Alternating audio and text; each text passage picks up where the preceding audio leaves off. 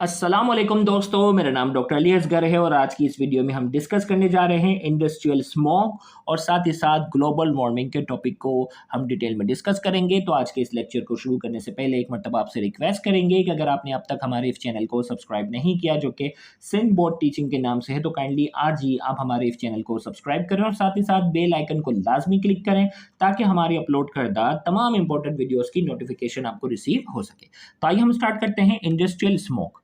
सबसे पहले हम बात करेंगे स्मोक क्या होता है। Smoke is a type of air pollution, ये एयर पोल्यूशन की टाइप है। This term is a combination of smoke and fog. हमने कहा स्मोक जो है ये एयर पोल्यूशन की एक टाइप है और इसमें जो है वो कॉम्बिनेशन है किसकी, स्मोक धुआं जो होता है, कार्बन के पार्टिकल्स होते हैं, फॉग धुंध, ये दोनों जाकर मिल जाती हैं तो इसके लिए वर्ड यूज होता है स्मोक का। अब स्मोक में क्या क्या चीज़ें हो सकती हैं। Smoke is a mixture of sulphur dioxide, aerosol, volatile compounds. इसमें जो है वो कई गैसेस जो है वो क्या हो सकती है, शामिल हो सकती हैं। एमसीक्यू तौर पर ये पॉइंट आपने याद रखना। अब ये एक्सप्लेनेशन की तरफ हम आते हैं कि भाई ये स्मोक क्यों प्रोड्यूस होती है। During the chemical process involved a significant number of harmful byproduct are emitted into atmosphere। मुख्तलिफ केमिकल प्रोसेस जो इंडस्ट्री में हो रहे होते हैं ना, तो कई हार्मफुल बाई प्रोडक्ट का मतलब जो केमिकल रिएक्शन के दौरान जो एक्स्ट्रा चीज़ें बनती हैं, गैसेस वगैरह बनती हैं, वो हमारे माहौल में रिलीज होती हैं। Some industries release sulphur dioxide when burning coal and oil। कुछ इंडस्ट्री से सल्फर डाइऑक्साइड रिलीज होता है जब कोयला और ऑयल को जो है वो बर्न किया जाता है। while other introduce harmful particles like metal oxide, soil particles and even soil into air। कुछ इंडस्ट्री जो होती हैं वो क्या करती हैं, वो हार्मफुल सॉलिड पार्टिकल, मिसाल के तौर पर मेटल के कुछ ऑक्साइड हो सकते हैं, सॉल्ट के पार्टिकल्स हो सकते हैं, इवन मिट्टी जो है वो डस्ट वगैरह भी हवा में क्या करते हैं, रिलीज करते हैं। The mixing of these harmful substance contribute to the formation of smoke. जब ये हार्मफुल चीज़ें आपस में मिल जाती हैं, कुछ गैसेज और कुछ सॉलिड पार्टिकल्स मिल जाते हैं, इसके नतीजे में क्या बनता है, स्मोक बनता है। अब स्मोक के जो साइड इफेक्ट है, जैसे अगर मैं यहाँ अगर बात बताऊँ कि ये जो इंडस्ट्री में यहाँ डायग्राम ये बताइए, देखो ये धुआं जो रिलीज हो रहा है ना, तो ये क्या होता है, हमारे हवा की नमी के साथ ये बहुत सारे मिक्सचर मिल जाते हैं और ये क्या बनते हैं, स्मोक का सबब बनते हैं। Smoke has many harmful side effects on human health. इंसानी सेहत पर इसके कई साइड इफेक्ट हैं। प्लांट ग्रोथ पर भी इसके साइड इफेक्ट हैं। Overall a major contribute of environmental pollution में इसकी मेजर कंट्रीब्यूशन है। अब हम बात करते हैं ग्लोबल वार्मिंग की बात करेंगे। Global warming refers to the gradual rise in earth average surface temperature. ज़मीन के सरफेस का टेम्परेचर हम कहते हैं ना, आहिस्ता आहिस्ता क्या होता जा रहा है, बढ़ता जा रहा है, उसे हम कहते हैं ग्लोबल वार्मिंग। नोट करके हमने कहा the average temperature of earth is approximately 15 degree centigrade, but due to long term climate change resulting from global warming is causing shift in average temperature worldwide atmosphere। Average temperature जो ज़मीन का अर्थ का है वो कितना है, 15 डिग्री सेंटीग्रेड, लेकिन long term climate changes होती है ना, resulting from global warming is causing shift in average temperature world wide atmosphere. तो normal average temperature 15 degree centigrade है, लेकिन डिफरेंट केमिकल प्रोसेसेस के नतीजे में आहिस्ता आहिस्ता ज़मीन का जो टेम्परेचर है वो क्या होता जा रहा है, बढ़ता जा रहा है, उसे हम कहते हैं ग्लोबल वार्मिंग। अब जो है ग्रीन हाउस गैसेस की अगर हम बात करते हैं, कौन कौन सी जो गैसेस हैं जो ये कॉज कर सकती हैं, तो greenhouse gases, the temperature of our earth is regulated by certain gases present in the atmosphere such as methane, carbon dioxide, nitrogen dioxide, water known as green house gases। अब ये जो gases है ना, die nitrogen oxide है ये।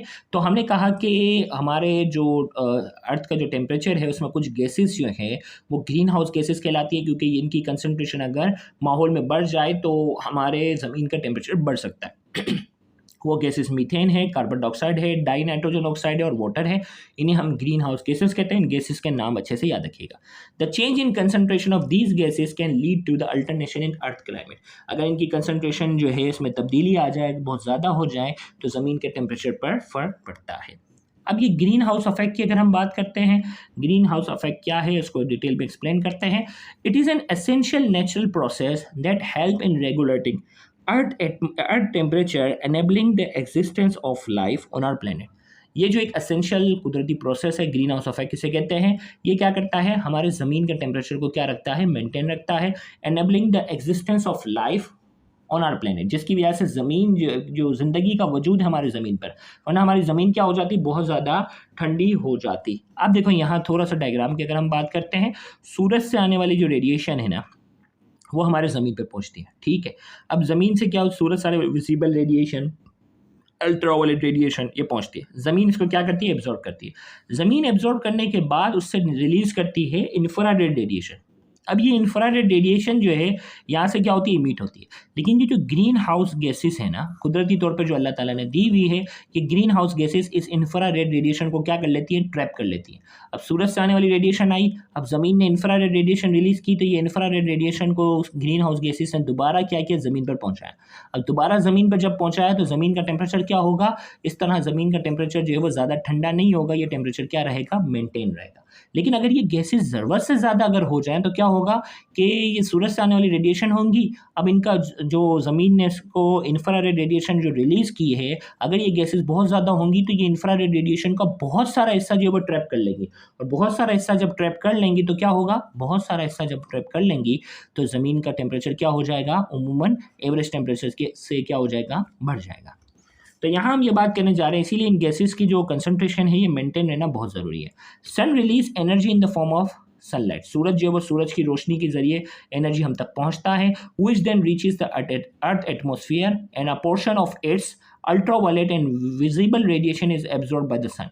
जो हमारे atmosphere तक सनलाइट पहुँचती है उसका पोर्शन, मिसाल के तौर पर अल्ट्रावायलेट रेडिएशन और विजिबल रेडिएशन जो है वो ज़मीन एब्जॉर्ब करती है, which makes the earth warm, जो कि ज़मीन को गर्म करती है। The warm surface of the earth is then emitting radiation of infrared frequency, और जो ज़मीन जब गर्म होती है तो उसकी सरफेस से रिलीज होती हैं इंफ्रारेड रेडिएशन वाली radiation. The greenhouse gases in the atmosphere, greenhouse gases क्या है, methane, water, carbon dioxide etcetera, absorb some of infrared radiation emit by the earth surface, ये क्या करती हैं, एब्जॉर्ब करती हैं उन रेडिएशन को। The absorption of heat by green house gases prevent the escaping of heat into the space, लिहाजा क्या करती है, ये जो गैसेस होती हैं ये इंफ्रारेड रेडिएशन का कुछ हिस्सा एब्जॉर्ब करती हैं, लिहाजा उसकी हीट एनर्जी को स्पेस में दाखिल होने से क्या करती हैं, रोकती हैं, और हमारे ज़मीन के टेम्परेचर को मेंटेन रखती हैं। The absorb heat energy by green house gases is री emitted towards the earth surface and warm it, और ये जो एब्जॉर्ब एनर्जी जो एब्जॉर्ब करती हैं वो क्या करती हैं, उन रेडिएशन को दोबारा ज़मीन की तरफ भेजती हैं और ज़मीन के सरफेस को क्या करती है, वार्म करती हैं। इम्पैक्ट ऑन क्लाइमेट चेंज, अगर ये गैसेस ज़रूरत से ज़्यादा अगर हो जाएं तो इन्वायरमेंट पे क्या फ़र्क पड़ेगा, सबसे पहले मेल्टिंग ऑफ ग्लेशियर्स, क्या है, ग्लेशियर्स जो है स्पेलिंग थोड़ी सी वो कर लेते हैं, CIERS, सही है, GLACI। तो ग्लेशियर्स जो है, ग्लेशियर्स जो है ये क्या होंगे, मेल्ट होंगे, तो क्या होगा, राइजिंग ऑफ सी लेवल। भाई ग्लेशियर्स वो होते हैं जो हमारे समंदर का बहुत बड़ा हिस्सा जो है वो क्या है, जमा हुआ है बर्फ़ की शक्ल में, ग्लेशियर्स की शक्ल में एंटार्क्टिका वगैरह की साइड पे, लेकिन अगर ज़मीन का एवरेज टेम्परेचर बढ़ जाएगा तो ये ग्लेशियर्स क्या हो जाएंगे, पिघल जाएंगे, और ये ग्लेशियर से पिघल जाएंगे तो क्या होगा, समंदर का लेवल क्या होगा, राइजिंग सी लेवल, समंदर का लेवल बढ़ जाएगा।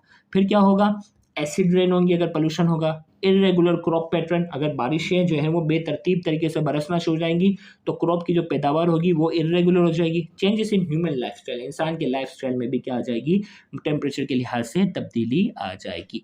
तो यहाँ जाकर आज का ये लेक्चर जो है वो मुकम्मल होता है। उम्मीद करते हैं आज के ये लेक्चर आपके लिए इन्फॉर्मेटिव होगा। Thank you very much. अल्लाह हाफ़िज़।